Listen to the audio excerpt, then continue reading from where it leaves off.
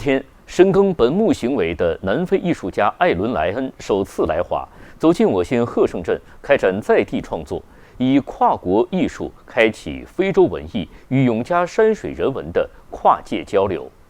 这是莱恩的新艺术创作《自然倡导者温州》，作品的一部分就地取材于贺胜山野间的天然枯枝木料，经过手工搭配、固定塑形，打造出独一无二的原生态木质混合艺术装置。I create art primarily using wood.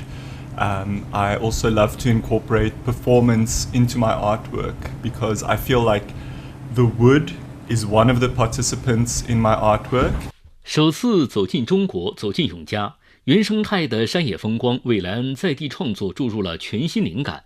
So when I used to see those Chinese paintings with the very steep mountains, I thought those were just fantasy paintings, but when I came to Wenzhou, I realized the landscape truly looks like this. It has these amazing steep mountain peaks and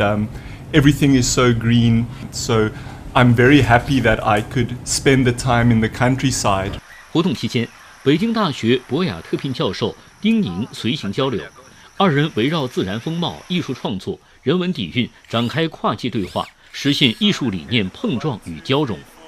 这块土地这个景致其实是有既来自于自然的馈赠，也有来自文化的滋养，而且呢可能了解的越深，对这片的风景这个参观的这个景点就会有更丰富的这种体验。从国际艺术家的这样的各种各样的面貌、各种各样的创作的这种想法思路会给中国的艺术家带来一定的启发。此次国际艺术家在地创作，不仅是一次艺术灵感的迸发，更是一场中外艺术文化的良性交流碰撞，为永嘉本土文艺发展、文旅融合创新注入新鲜活力。